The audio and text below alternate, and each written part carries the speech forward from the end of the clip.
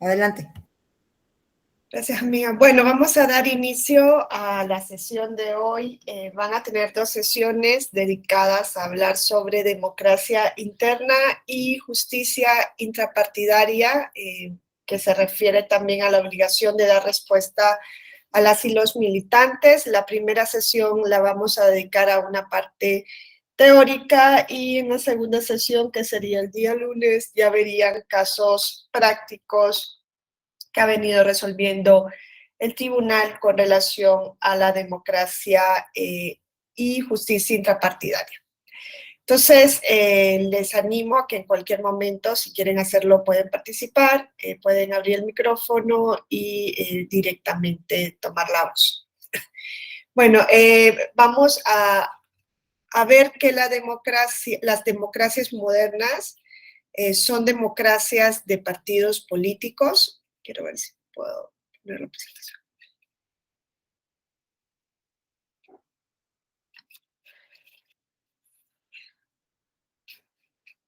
Las democracias modernas son democracias de partidos,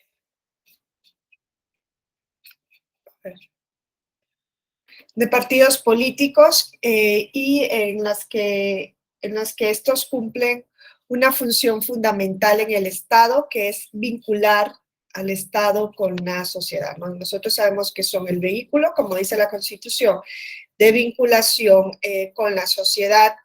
Inclusive nos dice Lasky que en sistemas de gobiernos autocráticos vamos a encontrar que los partidos políticos también tienen una importancia decisiva, ¿no? Y en ellos, nos dice este autor, las elecciones son similares a las carreras de caballos en las que participa un solo caballo, ¿no? Un solo partido político, pero se basan en partidos políticos. Claro, en este caso el partido oficial constituye el centro del poder político del Estado, ¿no? Y podemos ver el caso de Cuba, ¿no? Que es emblemático en ese sentido. Un solo partido político es el que concurre a las elecciones, ¿no? Todas las candidaturas vienen del mismo partido político, pero incluso pues se llevan a cabo a través de esta institución. Los partidos políticos encontramos que colaboran en la formación y expresión de la voluntad política del pueblo, porque ellos se definen como asociaciones de ciudadanía que con la ayuda de su propia organización aspiran a influir en la formación de la voluntad del Estado. Los partidos, sabemos, tienen una base corporativa, están integrados por ciudadanía, ciudadanos, ciudadanas en ejercicio de sus derechos constitucionales y tienen una organización que actualiza la participación social de sus miembros.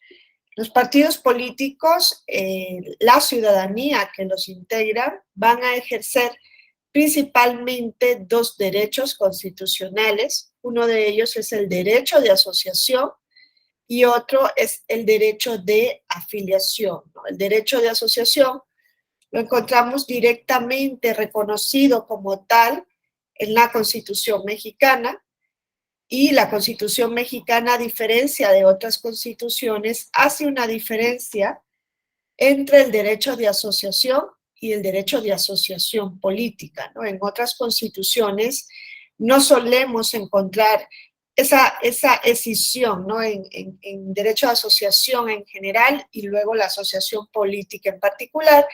En cambio, el derecho de afiliación no lo encontramos directamente reconocido como tal en la Constitución, aunque el artículo 41 hace mención a la afiliación, pero no lo reconoce expresamente como un derecho, pero así ha sido reconocido como derecho por la jurisprudencia del Tribunal Electoral del Poder Judicial de la Federación. Sabemos que hay una diferencia entre estos dos tipos de derechos a partir de los cuales podemos actuar dentro de la esfera de los partidos políticos, ¿no? Sabemos que el derecho de asociación en materia política, porque se ciñe en México, la asociación en materia política, es la libertad de tomar parte en forma pacífica de los asuntos políticos del país mediante la constitución y registro de una asociación política, ¿no? para cuya obtención la legislación va a exigir una serie de requisitos. Este está en el artículo 9 de la Constitución, en el que establece que únicamente la ciudadanía tiene el derecho de tomar parte de los asuntos políticos del país. Se reconoce el derecho de asociación en general, pero en el caso de la asociación política es únicamente para las y los ciudadanos, ¿no? Y luego el artículo 35, fracción tercera de la Constitución, ya recoge, ¿no?, el derecho de asociarse individual y libremente para tomar parte de los asuntos políticos del país como derecho de la ciudadanía, que son los derechos político-electorales. ¿Tiene límites el derecho de la asociación política? Sí, hay limitaciones y las limitaciones vienen dadas por la propia Constitución. El derecho de asociarse tiene que hacer para un ejercicio pacífico y tiene que ser con un objetivo lícito. Esas son las dos limitantes del derecho de asociación política, de tomar parte de los partidos o asociaciones políticas. Y en el caso particular de México, solamente se reconoce para las y los ciudadanos. Es más, las personas extranjeras no pueden de ninguna manera inmiscuirse en los asuntos políticos del país, ¿no? Eso está en el artículo 33, responde a parte de la historia de México, aunque recientemente el presidente de la República dijo que iba a proponer la revisión de este artículo a las cámaras, que debería ser una reforma constitucional. Esto viene desde los inicios del Estado, de los Estados Unidos de América, cuando se dictaron en ese país leyes de extranjería y de sedición, precisamente para limitar, ¿no?, la intromisión que pudieran tener o la participación que pudieran tener personas extranjeras en la toma de decisiones políticas, porque los extranjeros que llegaban a los Estados Unidos de América en sus primeros tiempos de formación, los primeros años, ¿no?, de formación, respondían más a los intereses del Partido Demócrata Republicano, y el Partido Federalista, que es el que estaba en el poder, se oponía, ¿no?, a que llegaran extranjeros a apoyar al partido con el cual competía en los comicios electorales. Entonces, el derecho de asociación tiene que ver con esto, ¿no? Es una forma que nosotros tenemos de participar en las decisiones políticas del Estado, formando parte principalmente de creando, partidos políticos, organizando partidos políticos, es ese derecho.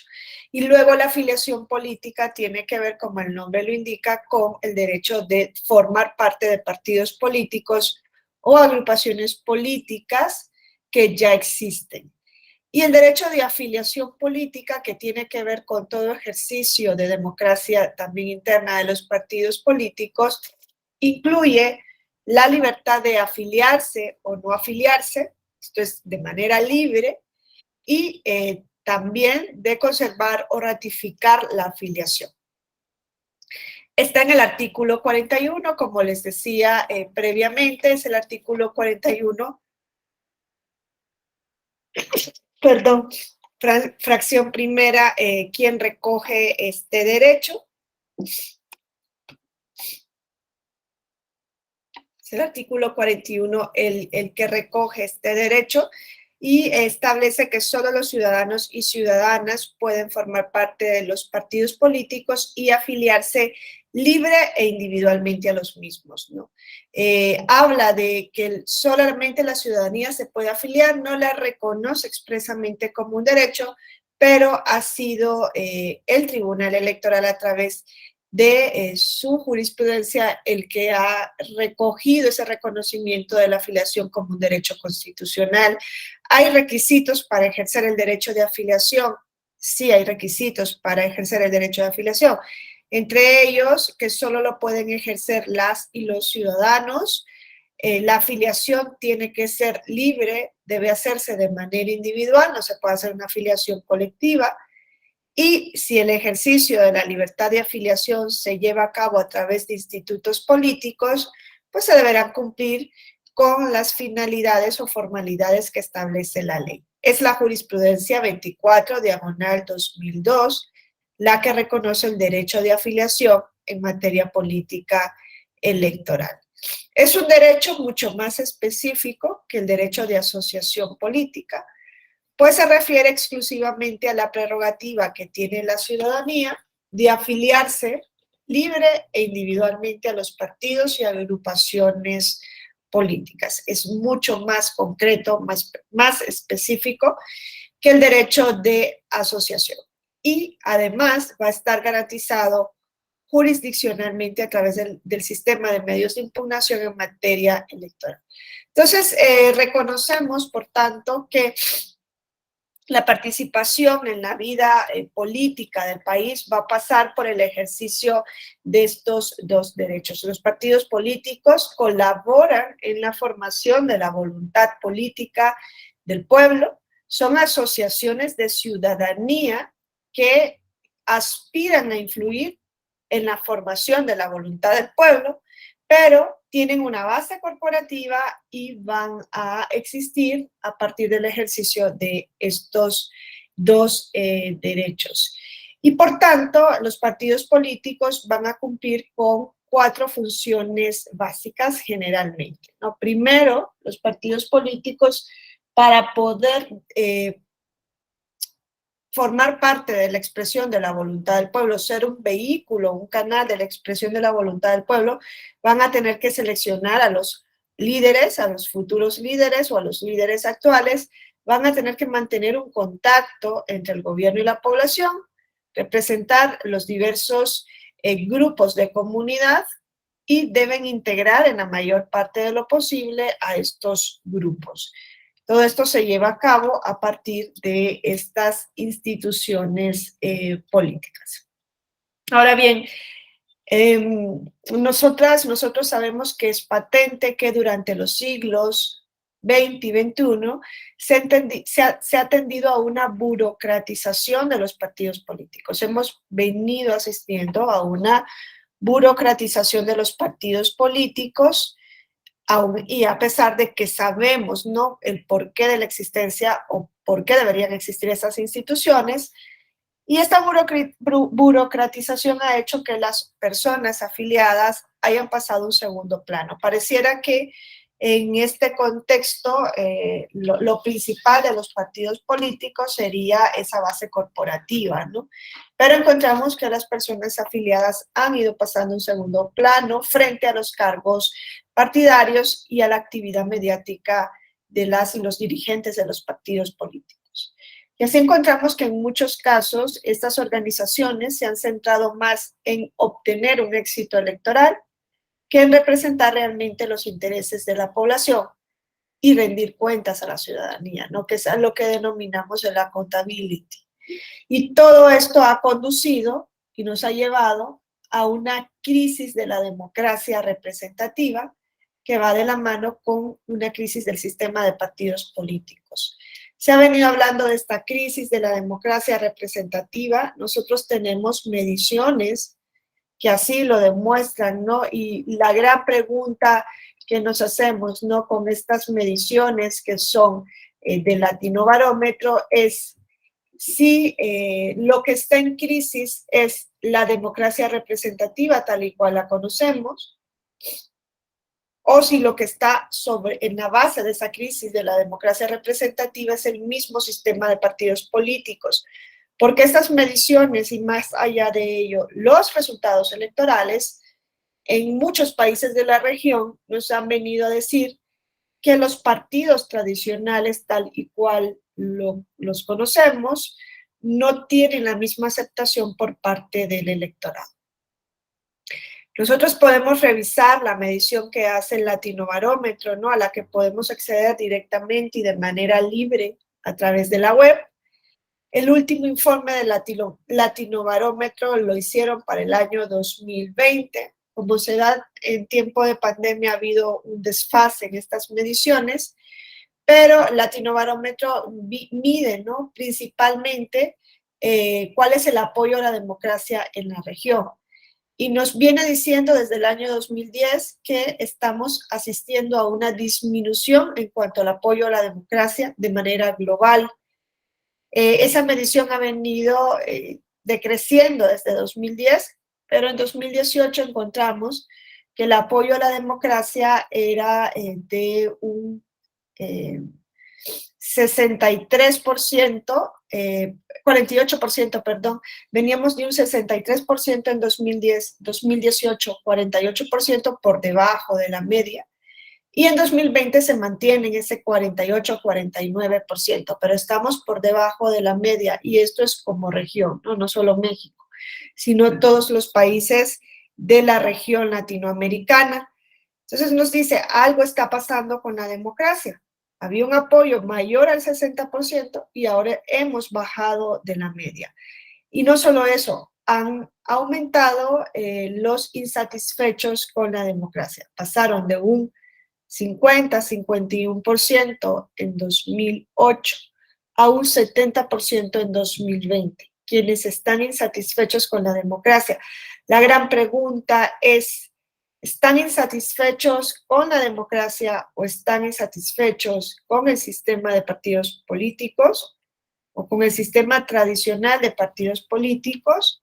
Porque hay un gran número de ciudadanía indiferente con el régimen que hay en sus países.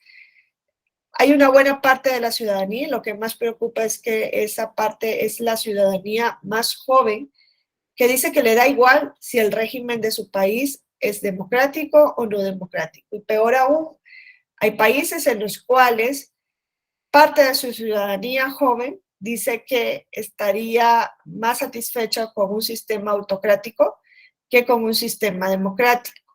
Todo esto nos dice que algo está mal, algo estamos haciendo mal con las instituciones que tenemos actualmente. También nos dice, ¿no?, que quizá esta parte de las personas jóvenes que no han vivido, que no les había tocado vivir, porque ahora estamos en una involución y probablemente si no les había tocado ahora sí, no les ha tocado vivir en un sistema autocrático, pues no conocen realmente la realidad de lo que están hablando. Pero no hemos sabido manejar la democracia y quizás sobre la base de eso está que no hemos sabido manejar cómo funcionan los partidos políticos o la labor que deben tener los partidos políticos. Hay mucha ciudadanía alejada de la forma tradicional de hacer política, no tienen afección por los partidos políticos, se está desideologizando a gran parte de la población y esto lleva a que también en buena parte pues haya un alto nivel de abstencionismo.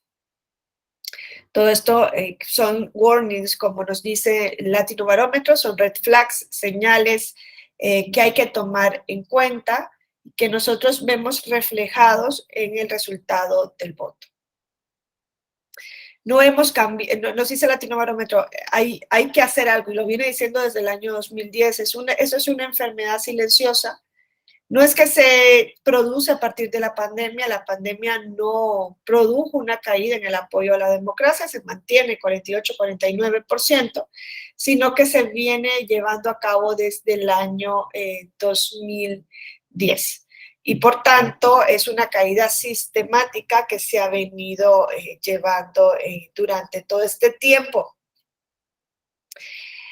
Se ha querido paliar un poco, ¿no?, esta caída del sistema de partidos políticos, de afección hacia los partidos políticos, incrementando, por un lado, las candidaturas independientes,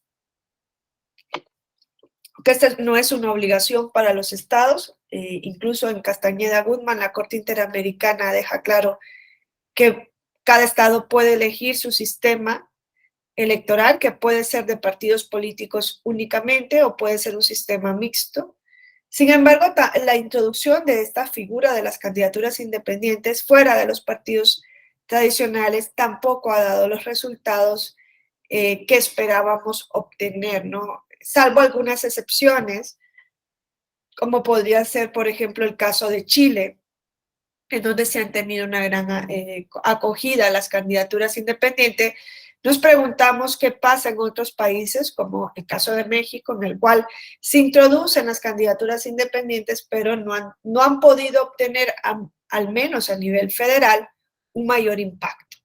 Entonces, ahí hay que también revisar si el problema es cómo están reguladas estas candidaturas independientes, si es por el apoyo que se exige para que estas candidaturas independientes puedan registrarse en el sistema, o si es por la regulación en cuanto a los requisitos para competir con un sistema de partidos políticos, o si tiene que ver con las personalidades que se han presentado como candidatas independientes. No es un problema que hay que revisar porque no ha tenido el impacto que se esperaba. Eso por un lado, y por el otro, otra medida para paliar esta crisis, pues ha sido ir introduciendo poco a poco un mayor peso para la democracia participativa. No tanto democracia directa, porque no estamos pasando de un sistema de representantes a un sistema en el cual el pueblo soberano va a decidir directamente sobre los asuntos políticos, sino más bien participativa, porque dentro del sistema de representación se introducen algunas instituciones en las que el pueblo decide a través del voto, como es la consulta popular, ¿no? Como puede ser la consulta, la revocatoria, que es una especie de consulta popular, son parte de estas herramientas que se están intentando introducir para paliar la desafección que se tiene ante los resultados del ejercicio de la democracia representativa, pero yo creo que va más allá de ello, ¿no? Ante los resultados del sistema tradicional de partidos políticos. Creo que ese es el principal problema que ha existido y que existe en la región.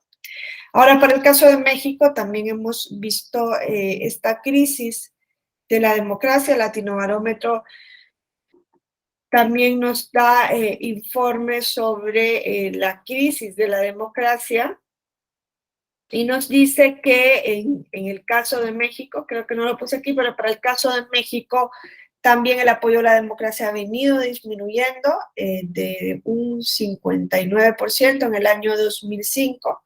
El máximo apoyo a la democracia que hubo en México, arriba del 60%, fue en el año 2002. Y se dice que era un reflejo de la alternancia en el poder que se dio con la elección de Fox. Pero desde ahí ha venido decreciendo. En 2005 era un 59% de apoyo, pero ya en el año 2018 el porcentaje de apoyo era de un 38%, muy por debajo de la media.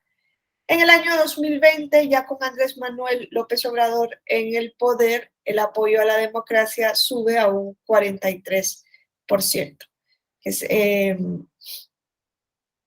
lo que les reflejo aquí. En el año 2002 fue el máximo nivel de apoyo, en el 2005 fue un 59%, 2018 38% y en el año 2020 pues hay un ligero crecimiento del apoyo a la democracia, pero no desciende el apoyo a la democracia. En 2020 también un 33% de la población se manifiesta satisfecha con la democracia en México, frente a un 16% del 2018, que era sumamente preocupante el dato, ¿no? 2018, solo el 16% de la población mexicana se manifestaba satisfecha con la democracia. Pero también aquí habría que entrar a analizar, leyendo el informe de Latinobarómetro, qué entendemos nosotros por democracia. O cuál es, qué entendimiento le damos a la democracia para saber por qué está insatisfecha la mayor parte de la población. ¿La democracia son solo elecciones? ¿O la democracia va más allá de ello? Teóricamente, académicamente siempre decimos, la democracia no son solo elecciones, y ojalá si lo fuera en la práctica. La democracia es la democracia material o sustantiva. Se mide o se debe medir atendiendo al nivel de satisfacción en cuanto al reconocimiento y garantía de derechos y libertades, ¿no? Las elecciones son solamente una base, no son el techo de la democracia.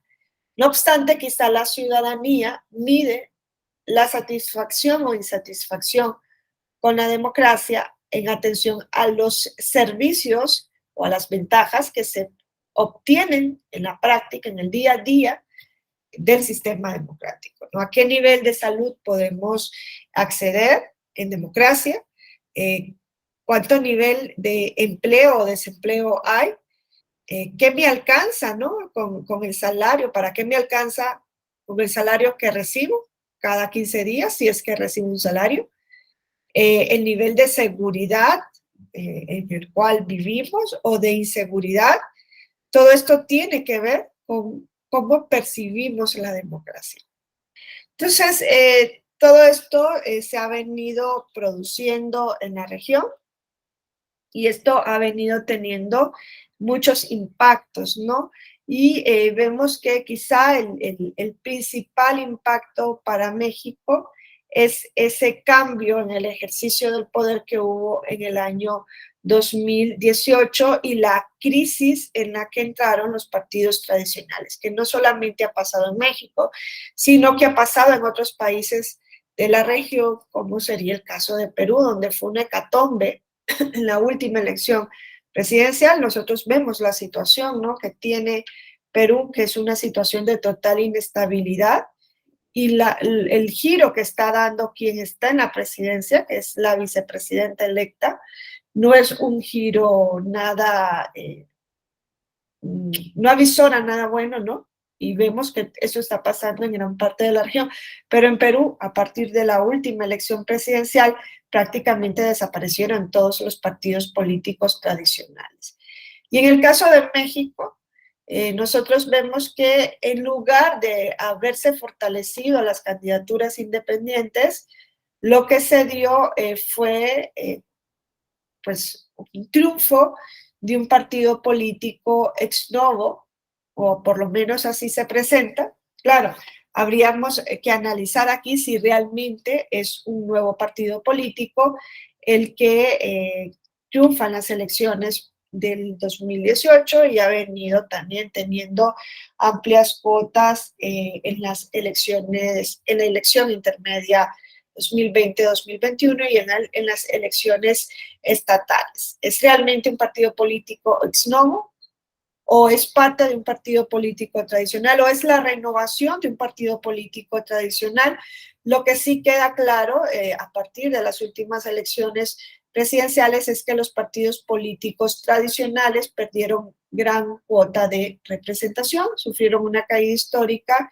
Y es más, uno de los partidos políticos que se habían considerado tradicionales también en México estuvo a punto de perder el registro como partido nacional. Estuvo a punto de no alcanzar el umbral que exige la Constitución para mantener el registro electoral. Ahora, en México, Latinobarómetro nos da un dato también sumamente preocupante, es que solamente el 11% de la población encuestada manifiesta que confía en los partidos políticos como institución y esto sube a 13% en el año 2020. Entonces, los partidos políticos son la institución peor evaluada en el país. Peor aún que el ejército, que la policía, los partidos políticos tienen el menor nivel de aceptación y no sé si los partidos políticos realmente, o sea, no me queda claro si realmente están trabajando precisamente para cambiar esa imagen hacia la población. Si no es así, entonces el impacto puede llegar a ser mucho más perjudicial. Frente a todo esto, yo les decía, en la región se han venido tomando medidas para paliar esta crisis. Parte de esas medidas es la introducción de mecanismos de democracia directa o la regulación de las candidaturas independientes, pero también se ha encontrado que puede ser que la democracia interna partidaria ayude a paliar la crisis de legitimidad de los partidos políticos. Y de ahí es que se ha venido impulsando en las últimas décadas una serie de reformas en la estructura y práctica interna de los partidos políticos. Nos ha encontrado que quizá esta democracia interna puede ayudar a paliar esa crisis que estamos atendiendo, no solo en México, sino también a nivel global. ¿Cómo podemos definir esa democracia interna de los partidos políticos que podrían ser una vía de escape ante esta situación de crisis. Pues vamos a ver que la democracia interna es ese conjunto de medidas que están dirigidas a garantizar, primero, la selección de las dirigencias internas de los partidos políticos. Segundo lugar, la designación de las candidaturas a puestos de elección popular. La determinación de la plataforma política. Una representación proporcional por género y la tutela de los derechos fundamentales de los miembros del partido mediante el ejercicio de un control de convencionalidad, de constitucionalidad y de legalidad de la actividad interna de los mismos. Para entender toda esta función, hay que tomar en cuenta que los partidos políticos son estructuras complejas en las que intervienen factores sociales distintos. Esa es la finalidad de la democracia interna de los partidos, atiende a esto, pero claro, no es fácil implementarla porque los partidos políticos son estructuras complejas en las cuales intervienen tres factores sociales distintos. Uno de ellos son los miembros de los partidos políticos, el otro factor son los órganos del partido político y el tercer factor es el pueblo. Por eso es necesario analizar las relaciones entre el partido con cada uno de sus miembros, ¿no? Para entender cuál es la función de la democracia interna. Con relación a los miembros de los partidos políticos, nosotros ya decíamos que los partidos políticos son un instrumento o un factor de integración. Y por eso una de las funciones principales de los partidos políticos, o así debería ser, no solamente es ganar una elección, ¿no? Sino que una de las funciones principales es formar, es constituir, consolidar concepciones políticas que deberían ser unitarias, no una sola línea política, a partir de las diferentes opiniones de cada una de las personas afiliadas. O sea, hay distintas opiniones sobre cómo se debería conducir al Estado, pero debe formarse dentro del partido una misma línea unitaria. Y se debe intentar, por otro lado, llevar a la práctica esa línea política. Por tanto, la estructura interna de los partidos políticos debe ser integradora, es decir, debe hacer prevalecer esa línea interna frente a una parte del partido político.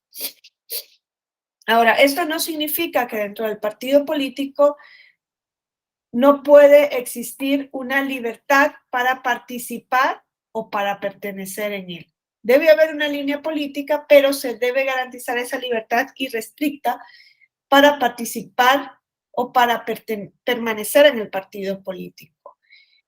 Esto porque la capacidad de funcionamiento de los partidos políticos y muchas veces su misma existencia depende de que incluso se puedan mantener alejados de los partidos políticos o separarse de los partidos políticos a personas o a grupos de personas que perturban la ejecución de esa línea política unitaria.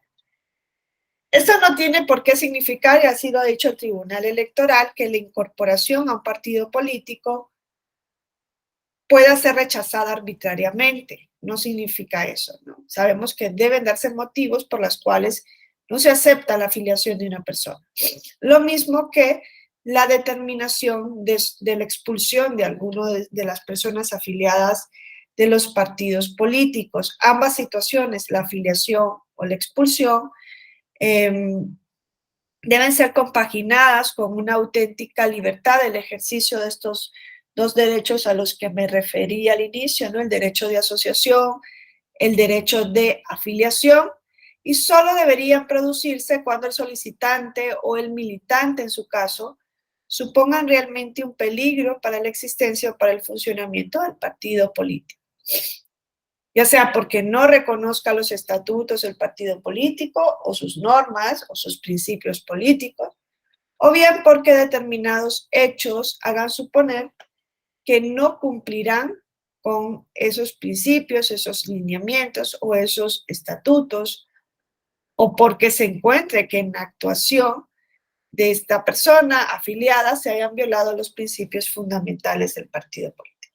Entonces, hay que tener claro que el ejercicio de la democracia interna pasa por ese derecho de afiliación de los partidos a los partidos políticos, y que en el ejercicio de ese derecho de afiliación hay una relación estrecha con el mantenimiento de la línea política unitaria.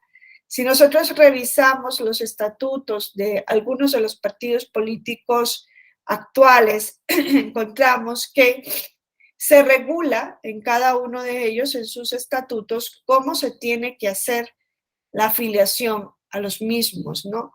Y se señala, como lo establece la Constitución, por ejemplo, para el caso del partido Morena, que la afiliación debe hacerse de manera individual, pacífica, libre, libre de corporativismos de ninguna índole, sin que se permita fracciones, corrientes o grupos que vulneren la soberanía del partido.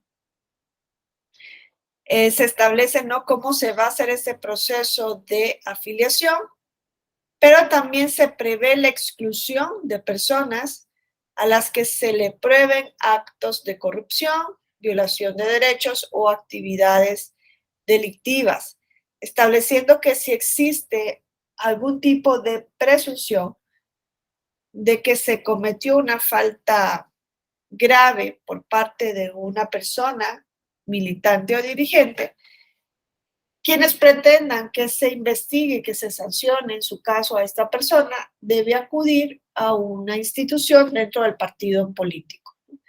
Y este sería la Comisión Nacional de Honestidad y Justicia, que resolvería de acuerdo con los principios que rigen al mismo.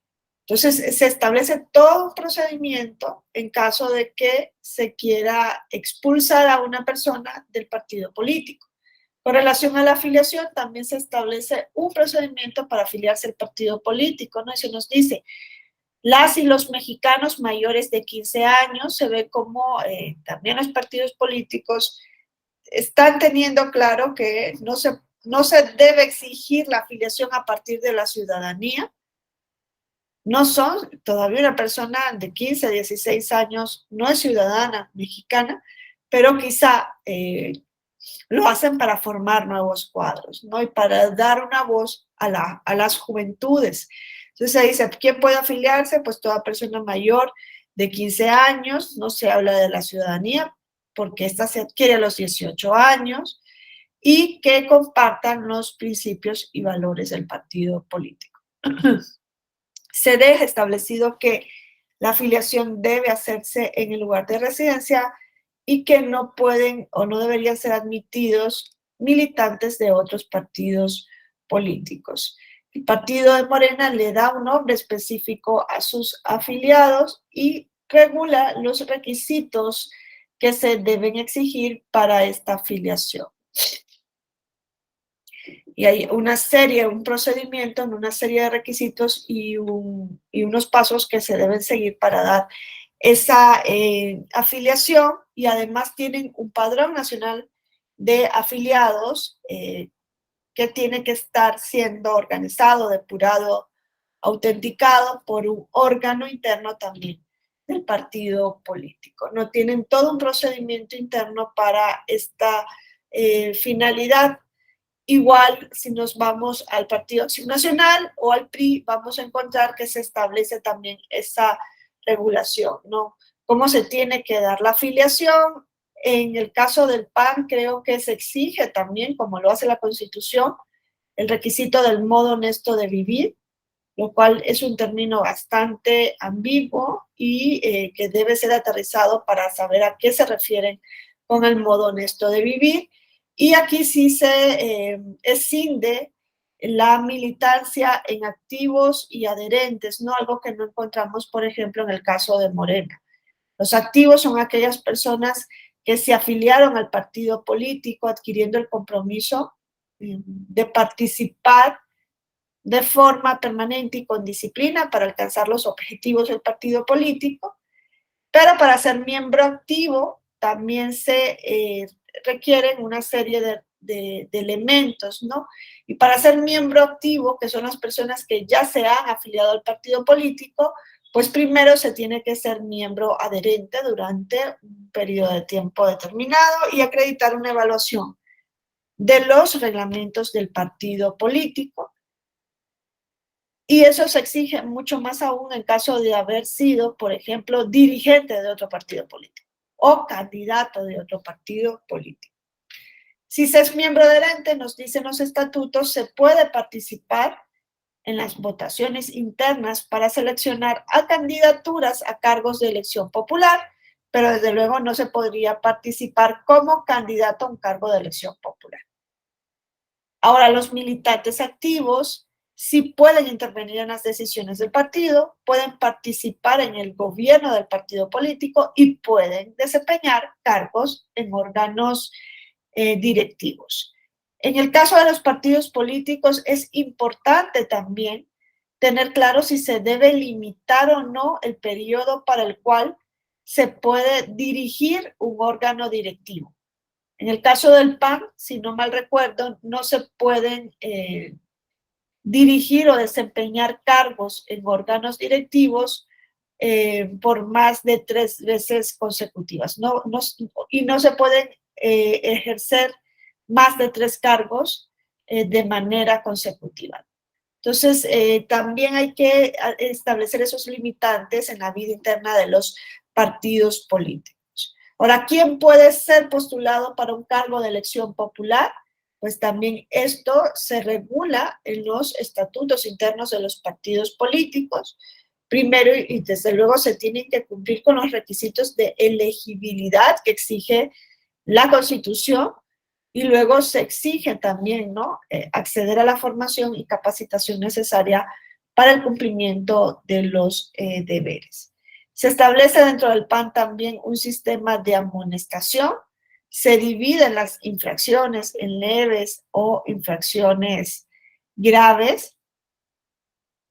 Esa amonestación puede ser la privación del cargo dentro del partido político, puede ser la cancelación de una precandidatura o una candidatura, o puede ser la suspensión en sus derechos. La máxima amonestación sería la expulsión como militante o afiliado del partido político. Y eso se daría, por ejemplo, en caso de deslealtad al partido político, ¿no? Podrían haber una causa grave o reiterada si se ha atacado de palabra al partido político o a los principios o programas del partido político, si se han cometido delitos o actos que afecten la imagen del partido político, si se ha colaborado o afiliado a otro partido, se puede llegar a la expulsión. Pero desde luego se tiene que seguir un procedimiento interno, que es a lo que se refiere la democracia interna, la justicia intrapartidaria, para pues llegar a esa máxima sanción. Podría ser suspensión o podría ser la máxima sanción, que es la expulsión del partido político. En el caso de ese partido político, del PAN, el estatuto deja claro que ningún miembro activo puede ser suspendido, inhabilitado o expulsado sin que el órgano competente le dé a conocer por escrito y por un medio fehaciente los cargos que hay en contra de esta persona, le haga saber su derecho a nombrar un defensor. Por eso se habla de justicia intrapartidaria, ¿no? Entre los miembros activos del partido, se escuche la defensa, se consideren los alegatos y pruebas y se recaben todas las informaciones necesarias para tomar una decisión. Y para el caso máximo, que sería la declaratoria de expulsión, se señala que se debe sustanciar incluso un término que es como de aproximadamente 15 días, y que de esto puede reclamarse por el miembro activo por escrito ante la comisión correspondiente en caso de que se tome la decisión de expulsión. Con relación a la afiliación, el PRI también establece una serie de elementos, ¿no? Y hace una distinción entre miembros, militantes, cuadros y dirigentes. Se hace esta diferencia dentro del partido político. También se regulan sanciones. Se establece que el órgano encargado de aplicar sanciones, que puede ser la suspensión temporal de derechos de los militantes, la inhabilitación temporal para desempeñar un cargo o la expulsión, también es un órgano interno del partido político, la Comisión Nacional de Justicia Partidaria, ¿no? Se regulan las causas por las cuales se puede expulsar a una persona del partido político. Claro, dentro de las causas encontramos estas a las que hemos hecho mención en los otros partidos políticos: atender de manera grave contra la unidad ideológica que se debe proteger dentro del partido político, propagar principios contrarios a los del partido político, difundir ideas, realizar actos para provocar divisiones internas. Y luego algo muy particular que dicen los estatutos del PRI, es que en los casos en los que exista sentencia firme por ejercer violencia política contra otro u otra militante del partido, también se puede contemplar la expulsión. No se habla aquí tanto de violencia política únicamente de género, sino de violencia política como conducta general, ¿no? Porque dice que puede ser contra otro u otra militante del partido político.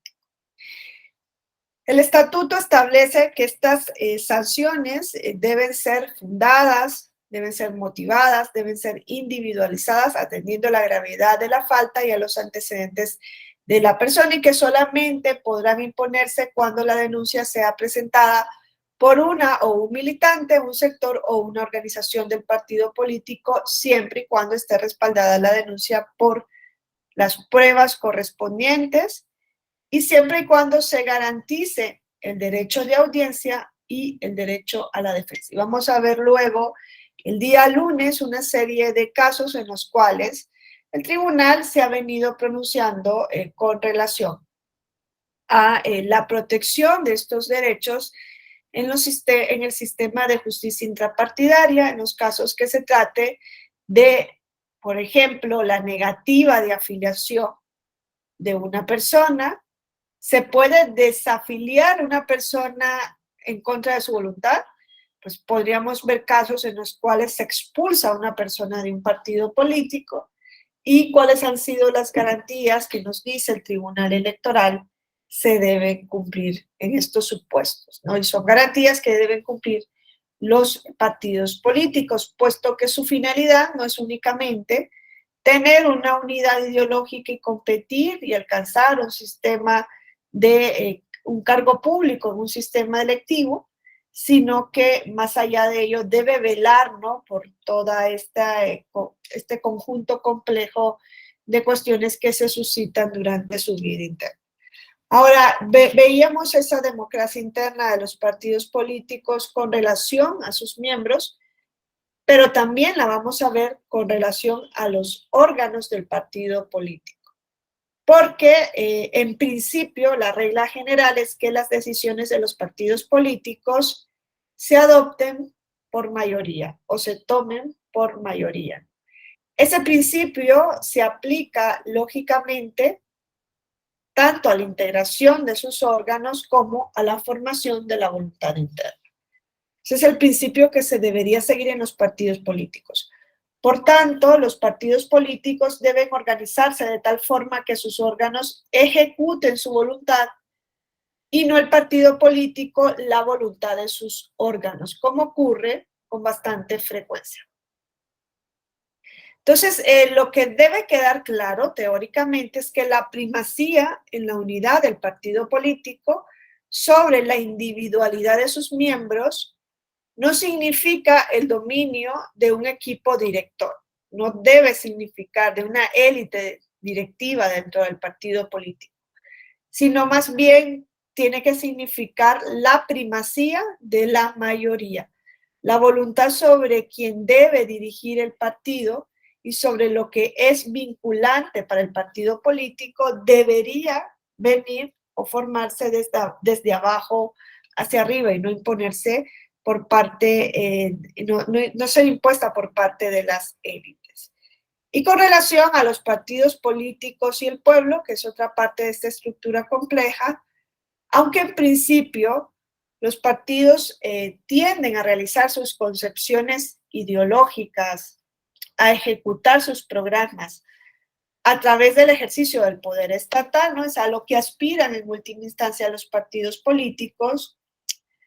También es claro que no son solo asociaciones, o no deberían serlo, no deberían ser solo asociaciones de intereses que representen únicamente los intereses personales de sus miembros, sino que deberían estar orientados hacia la comunidad e intentar realizar el bien común desde una perspectiva particular, ¿no? En última instancia, los gobernantes representan al pueblo y por tanto deben pretender la realización de los intereses de la comunidad en su conjunto, aunque deba su mandato a un partido político. Pero eso poco lo encontramos en la práctica, ¿no? Pareciera que cuando determinados dirigentes llegan al ejercicio de un cargo, están al servicio del partido político más que al servicio de la comunidad, que es a quien deben responder en última instancia.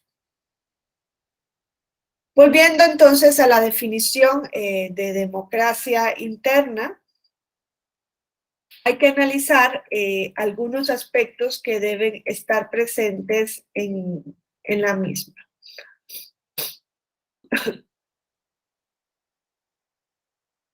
No decíamos cómo definimos la democracia interna.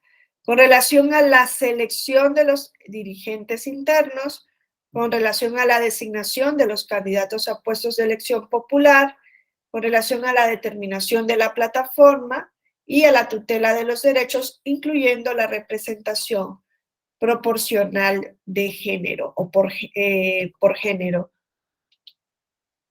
Así encontramos que con relación a la selección de los dirigentes internos, eso es un criterio que tiene que ver con la democracia interna y que se observa, en el que hemos observado que la regla general había sido la designación de quién iba a dirigir un partido político de manera oligárquica o desde arriba, ¿no?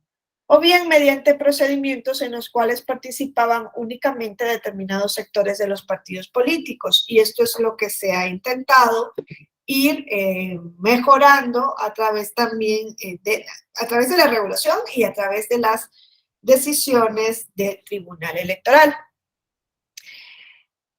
Se había permitido durante mucho tiempo a las cúpulas mantener el control interno de los partidos políticos y se habían establecido en algunos casos de manera indirecta, ¿no? Ese mantenimiento de las cúpulas a través de la exigencia de requisitos muy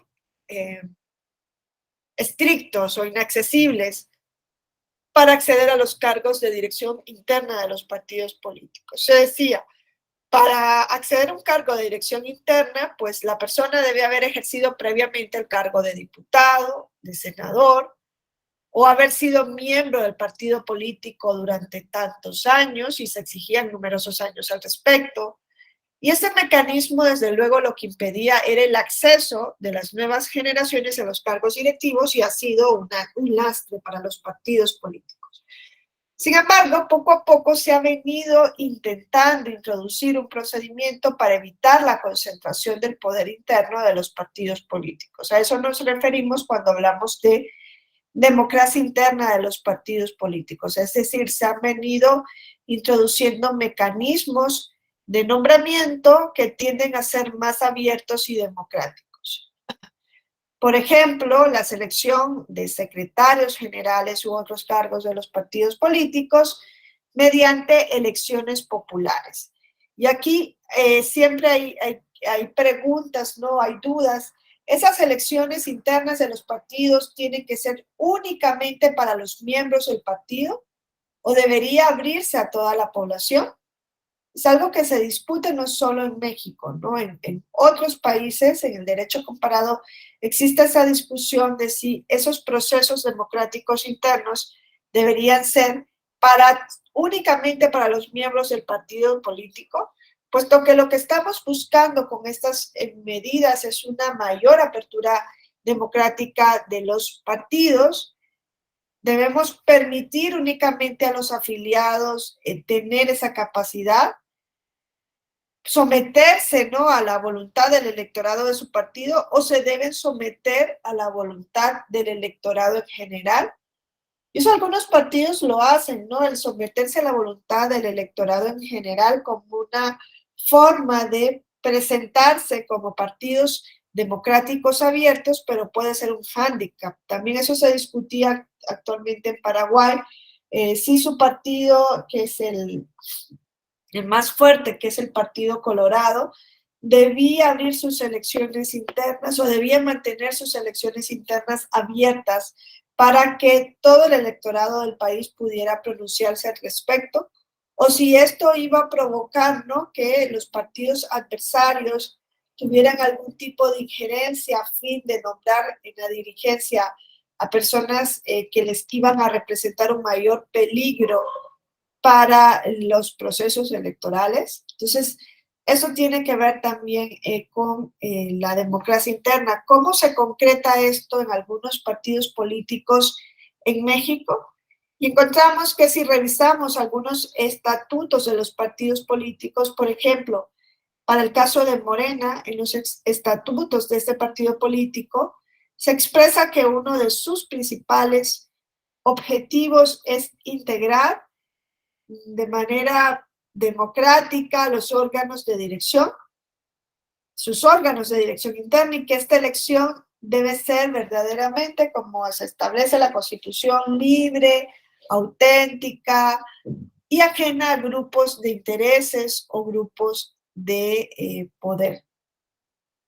Se establece además en los estatutos de este partido político que sus afiliados, que les denominan los protagonistas del cambio verdadero, tienen el derecho de participar en las asambleas del partido político, tienen derecho de integrar, de nombrar, en su caso, a los representantes en congresos, consejos, órganos ejecutivos, reconociendo además que se pueden pedir por parte de los afiliados que se convoque también a congresos nacionales, estatales, distritales, extraordinarios. No hay una regulación en los estatutos de cómo se va a llevar a cabo esa designación de los dirigentes internos de los partidos políticos. Se establece también en estos estatutos que todos los órganos de dirección se deben constituir garantizando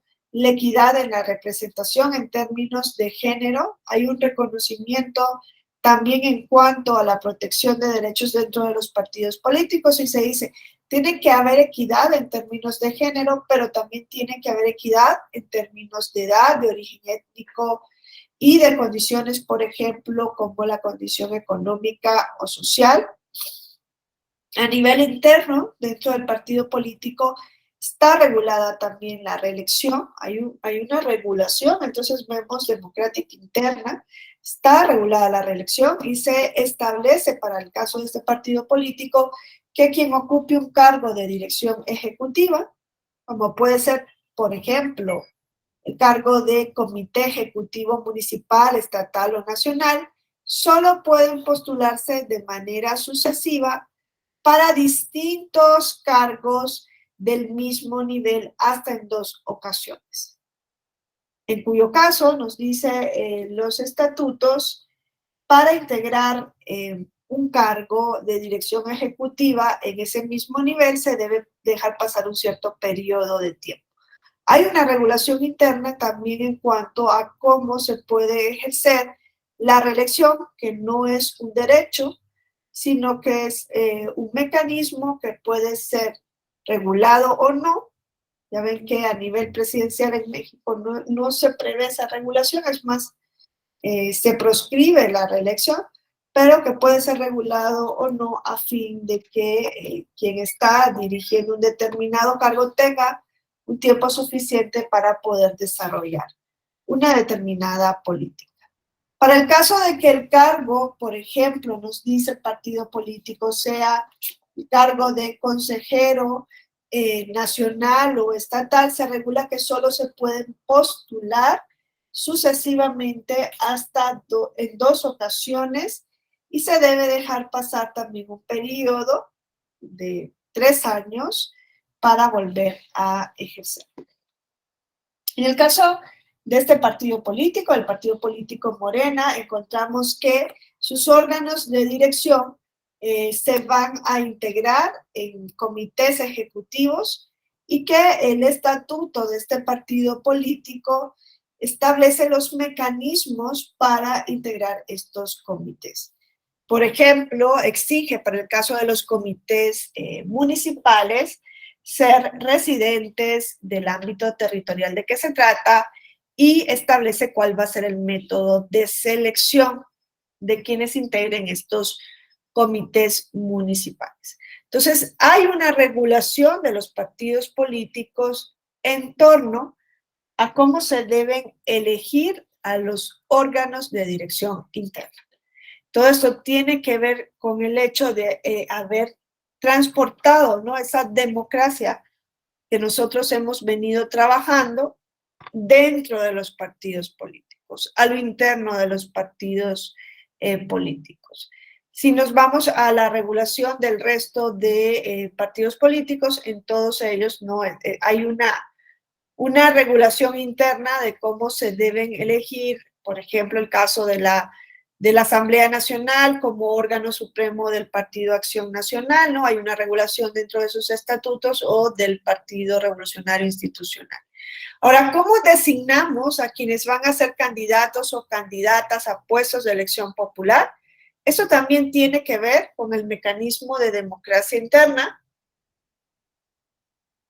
porque esa designación de candidaturas a dedo, ¿no?, como suele llamársele de manera coloquial, debe pasar a ser, por lo menos es lo que se espera, ¿no? Vemos ahora cómo cómo se está ventilando, ¿no?, un poco quién va a ser candidato, principalmente del partido que está en el poder, quién va a ser el candidato al titular del Ejecutivo Federal. Entonces, hay que atender, ¿no?, a que se deje en el pasado esa elección directa de un líder de quién va a ser su sucesor, para pasar a hacerlo a partir de un proceso democrático, y esto lo que nos da es señales de un mayor grado de madurez electoral dentro de un partido político. Encontramos, por ejemplo, que a nivel comparado, del derecho comparado, la designación de candidaturas a puestos de elección popular dentro del partido político, decidir quién va a ser el candidato a presidente o presidenta de la nación, ¿no? Se hace con la mayor participación posible de miembros del partido político. Y se han venido implementando para dejar atrás, ¿no?, ese método de selección a dedo directamente del líder de un partido político. Se han venido implementando 2 sistemas. Se han venido implementando el sistema de asambleas o convenciones, y se han venido implementando también el sistema de elecciones primarias, que ya les digo que aquí hay un hándicap: quién tiene que participar o quién debería participar en esas elecciones primarias. Entonces, hay 2 métodos, el de convenciones o asambleas. Nosotros hemos visto, ¿no?, cómo en este método de convenciones o asambleas la candidatura va a ser elegida de manera indirecta por un grupo de personas delegadas que se entiende que representan a los distintos sectores que conforman el partido político, que es lo que debería suceder, ¿no? En una asamblea, los delegados que van a elegir de manera indirecta deben representar a diversos sectores del partido político. Ahora, la forma de elegir a esos representantes puede variar. A veces se hace a través de votaciones cerradas entre los distintos grupos de interés que representan al partido político, y otras veces se hacen con votaciones abiertas. ¿Esto qué quiere decir? A través de votaciones populares en las que se nombran a los delegados que van a votar en esa asamblea o convención nacional. Porque lo importante no solamente es el voto en asamblea o convención, sino quién está votando en esa asamblea o convención, cómo se eligen a los delegados que de manera indirecta van a su vez a elegir a quién va a ser candidato del partido político. Lo suyo es que esto se haga también de manera democrática. Ahora, hay críticas que se esgrimen frente a estos sistemas, denominados sistemas de convenciones o asambleas, porque es un sistema de votación indirecta, ¿no? Hay críticas y se dice, es bastante frecuente que las candidaturas electas no resulten ser aquellas candidaturas más apoyadas por las bases de un partido político, sino que se dice que son aquellas que generalmente han logrado tener una influencia sobre los miembros de la convención. Entonces, ahí se discute si realmente estamos frente a un proceso democrático dentro del partido político. Luego, se ha atendido más entonces a la mayor finalidad de las elecciones primarias o a la mejor a que son más fidedignas las elecciones primarias que las que resulten de una convención o asamblea. En esta modalidad nosotros lo hemos visto, ¿no? Esta modalidad de elección que se ha desarrollado principalmente en los Estados Unidos de América.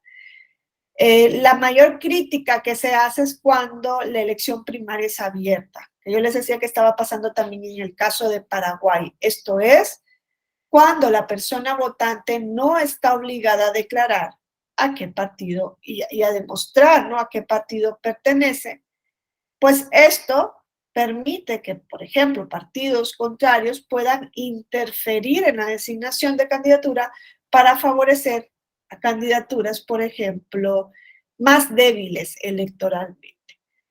Entonces, hay que ver también dentro del partido qué conviene más, si el sistema de asambleas o si el sistema de elecciones primarias. Otra cuestión que se ha venido debatiendo es que en la mayor parte de legislaciones se establece que en las elecciones primarias quien resulta ganador o ganadora es quien ha obtenido un mayor número de votos, que es el sistema de mayoría relativa. Con lo cual se dice que es lo mismo que se establece en el sistema electoral cuando es de mayoría relativa. Puede ocurrir que un representante de la minoría resulte electo con solo obtener un mayor número de votos. Por lo que se ha venido optando también por la introducción del balotaje dentro de las elecciones primarias de los partidos políticos, es decir, introducir una segunda vuelta en el caso de que no se obtenga una mayoría calificada. Y en la segunda vuelta nosotros sabemos que solamente concurren las dos candidaturas que obtuvieron más votos en la primera vuelta, ¿no? Para garantizar que quien realmente llegue a la candidatura obtenga un gran apoyo de las bases, ¿no? Aquí estamos hablando de elecciones internas dentro de los partidos políticos, pero esto se podría desde luego extrapolar al caso del sistema electoral, ¿no? Muchas veces cuando es un sistema de una sola vuelta, pues puede ganar, y eso ha ocurrido en México, a excepción de la votación de Andrés Manuel López Obrador, que tuvo un alto apoyo del electorado. Vemos cómo puede llegar a ser presidente alguien con un apoyo de un 35% de la población o de un 30% de la población, un tercio de la población o incluso menos de eso.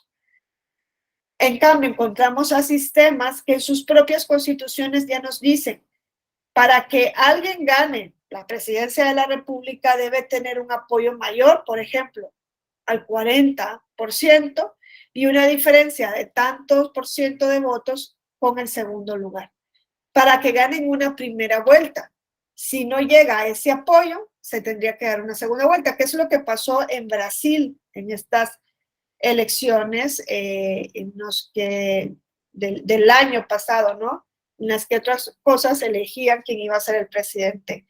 Y gana Lula da Silva, pero vemos que gana en una segunda vuelta. ¿Por qué? Porque no, en la primera vuelta no cumplió o no alcanzó el umbral electoral que exige la Constitución. Y se hace un balotaje. Para que realmente ese candidato, esto es a nivel ya de electivo, ¿no? Para que ese candidato realmente represente a una gran parte de la población. ¿Se puede llevar esto a nivel interno de los partidos políticos? ¿Sería operativo llevar a nivel interno de los partidos políticos para garantizar que realmente quien realmente sea el candidato de ese partido tenga un apoyo de las bases? Eso es algo que los partidos políticos deberían revisar, ¿no? Por ejemplo, en el caso de Morena, se establece que las candidaturas que correspondan a sus propios afiliados y que estén regidas, por ejemplo, por el principio de representación proporcional, se deben seleccionar de acuerdo con un método de insaculación, ¿no? Y tienen un procedimiento bastante complejo para llevar a cabo esta designación. Dicen, se tienen que realizar asambleas electorales, se van por el sistema de asambleas electorales simultáneas en los distritos electorales del país o de la entidad federativa, si se trata de elecciones locales, a las que son convocadas las personas afiliadas al partido político. Se presentan tantas propuestas por las personas afiliadas por los partidos políticos, y ahí el partido de Morena tiene un hándicap, y es que hace esa distinción por género. Si son 10 propuestas las que tienen que hacer las personas afiliadas que participan en las asambleas para candidaturas, 5 deben ser de hombres y 5 deben ser para mujeres. Ese voto va a ser directo y secreto, de tal forma que cada persona afiliada pueda votar por un hombre y por una mujer. Y luego nos dicen, los 5 hombres, las 5 mujeres que tengan un mayor número de votos, junto con los 10 electos en cada uno de los distintos distritos de la circunscripción, si es una elección federal, desde luego, o de la entidad, si se trata de una elección local, van a participar en el proceso de insaculación. Y tienen toda una regulación con relación a ese procedimiento. Esto lo que nos dice es que los partidos políticos están trabajando, por lo menos así lo reflejan si revisamos los estatutos de estos 3 grandes partidos de México, por tener una imagen, ¿no?, de una mayor democracia. O sea, antes veníamos de una designación, casi sabíamos quién va a ser el futuro candidato a presidente del país, pues quien ejerza la Secretaría de Gobernación. Ya prácticamente estaba esa designación hecha. Hoy día hay una mayor apertura, y por lo menos así lo demuestran los estatutos, a llevar un sistema de democratización interna. Es cierto que hay determinados pesos que no los podemos negar, ¿no? Hay determinados, hay decisiones que influyen en estas designaciones, pero por lo menos tenemos esa imagen. Entonces, lo que vamos a ver el día lunes es algunos casos ya prácticos en donde se han venido tomando decisiones relevantes por parte del Tribunal Electoral con relación a esta implementación que tienen los partidos políticos en sus estatutos. Cómo esto se puede ir complejizando, haciendo más complejo en la práctica, y cómo es importante la labor del tribunal para aclarar hasta qué punto puede llegar o debe llegar la democracia y la justicia intrapartidaria. Entonces, lo vamos a dejar hoy hasta aquí. Seguiríamos el día lunes con casos prácticos para tener mayor dinamismo y para ver cómo llevamos toda esta teoría a la realidad, ¿no? Y qué pronunciamientos han habido al respecto del Tribunal Electoral. Si no hay pregunta o comentario, lo dejaríamos hasta aquí hoy y seguiríamos el día lunes. Sí, Alfredo. Sí, solo agradecerle, maestra. Muchas gracias. Muchas gracias. Entonces, el lunes vamos a ver los casos prácticos para ver qué ha venido diciendo el tribunal al respecto. Muchas gracias. Muchas gracias.